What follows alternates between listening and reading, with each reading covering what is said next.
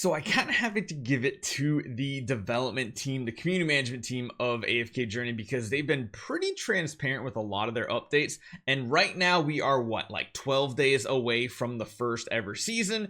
And we have a big breakdown of this event, which includes information about what types of rewards we're getting. We're getting things like an exclusive skill for every hero in the game that is basically just for the season, which is kind of cool because this makes it like a testing ground to see, well, maybe we'll implement something like this as a permanent feature in the future. But the fact that seasons can let us try things out, if it doesn't work out well, you just throw it in the bin. If it works out great, you can add it to the core game. And this right here, this preview is really awesome. So hopefully you guys enjoy this one. Hit that subscribe button. Let's talk about the new season developer update.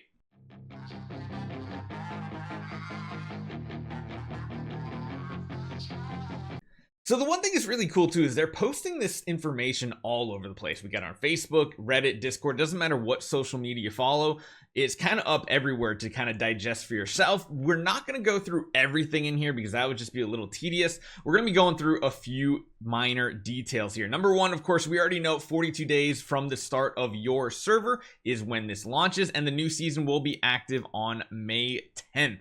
For example, if you're started on April 12th, it'll come out a little bit later on May 24th. So you just have to know when you started on your server, and that'll give you a pretty clear indicator. Unlocking the seasonal content requires reaching level 240, which we've been talking about a bunch, and clearing AFK stages 1125. Honestly, you're going to hit those stages, the 1125 stages, before you get to Resonance 240, so that part isn't too big of an issue. And the one thing that they did add that we talked about yesterday in game is this final push mechanic, increasing AFK rewards leading up to the beginning of the season, and I think it might also be at the end of every season too. It says, don't worry, the AFK final push will kick in just before the season starts on your respective servers. If you're falling behind, you'll be getting a bunch of rewards, and as you guys have seen, you're upgrading like 2 to 3 heroes every single day, which is amazing because normally you barely upgrade one. So this is an awesome feature. It does mean that they're listening to the community that was worried about getting to level 240.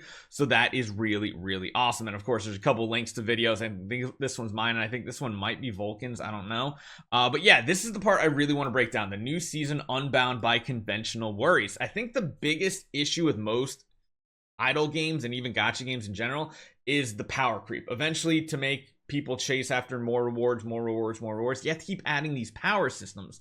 However, that quickly changes the way you play the game, and usually not for the better. I mean, we've seen this in Idle Heroes, AFK Arena. The power system just keeps stacking up, and it gets to the point where it might get overwhelming. So this is really cool. Many gacha game players' concern is the progression systems. Will this be another money sink? Will it just be another power creep? All this fun stuff. Progression systems AFK Journey will be divided into 2 different categories: permanent systems and seasonal systems. Currently, all progress systems right now are permanent. So all those artifacts we have, the resonance levels, class equipment, hero tiers, all these things that are currently in the game are what are going to be like the forever system. These are permanently in the game. They'll remain effective across all future seasons, and these systems are foundation for your power on your account. Expect the permanent progression systems to have the greatest impact on your account, while the seasonal ones will be minor or unique.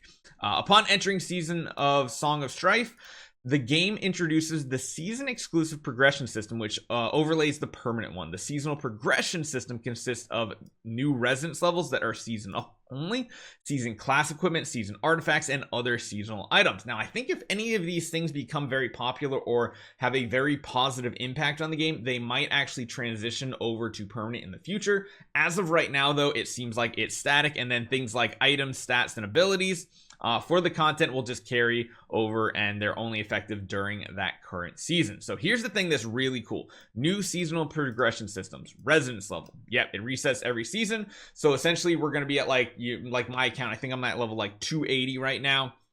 That'll stay, but then we'll have a seasonal resonance level of like maybe 100, 200. We'll have to see. That'll help power up your account within the season, but not outside of it. This is the part that is something really new that we have not seen. Season hero skills. Each hero gains 1 seasonal skill, only effective during that season.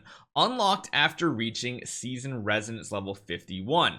So that probably means, like, if I had to guess, I'd figure they might put a cap of season resonance like 100, a nice even level, and have it capped too, so that even if you start later in the season, you might still be able to get to that cap and it's not forever building. We'll have to see. But this is the first time we've heard of a seasonal exclusive skill, which is pretty cool because that might make some lesser used heroes actually very good depending on what that one skill is. The class equipment looks like, because right now, like on my account, we have level 240 gear. Our class gear is fully maxed out, so we're gonna have special class gear that has a chase to it as well.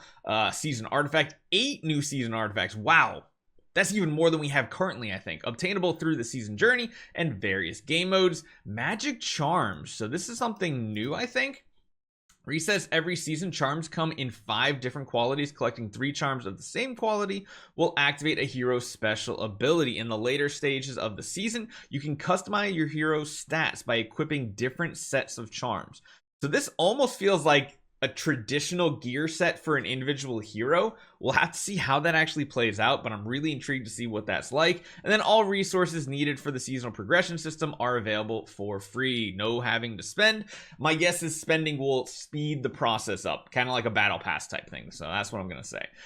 Season after season, playing across a decade. Each season lasts 4 months, but that's only a small part of it. You can always go back and play these at a later point. With each new season, we'll explore deeper into the rich tapestry of Asperia, the world of AFK Journey and AFK Arena. Once you have met all the requirements to enter Song of Strife, you'll be able to pick up the new main quest in Hollowstone and travel to the new areas. In addition to telling all these stories, the new areas will have fresh and exciting exploration mechanics, puzzles, and more. After each season ends, there is an archived temporal nexus. This means you can go back and play any of these systems you might have missed. So even if you start the game way later, you can still revisit this content, which I think is really important because so many games make seasonal content and then once the season's gone, it's just dead. And it's like, well, you just wasted your development time on content that's not forever content. So the fact that you can come back to this and do stuff is really, really cute. The Q&A. If I'm just AFKing every day, is that okay? It's perfectly fine, but of course, don't forget game modes like Dream Realm, PvP, all that stuff to make sure you guys are still on top of things. But yeah, you don't have to continuously grind stuff. That's never something for an AFK game. If you want to play completely optimally, sure, but otherwise, don't worry about it. This is an important part right here. If I start playing in the middle of the season, what will I miss? Starting mid-season means missing out on some of the time-limited event content and rewards. However, with each season lasting only 4 months, it doesn't take long to complete the actual story. Also, new story content will be added with version updates, and you can explore Asperia's story at your own place. Again, that temporal nexus lets you revisit it. You just might miss out on some of the rewards. Since I've already reached Resonance 240, unlocking new regions in the new season should be effortless, right? Can I race through the whole map? And it says, while unlocking regions will be faster, your journey is about progressing with companions. Through various features and seasonal content, you'll continue to grow. So that basically means I think it's going to slowly unlock as maybe people on your server or your new group, which we're going to talk about because there's going to be server groups coming up in seasonal content. So it seems like once you get to a certain point as a group, it might unlock more things. No chapters in the temporal nexus are not affected by seasonal progress, so that's not anything to worry about.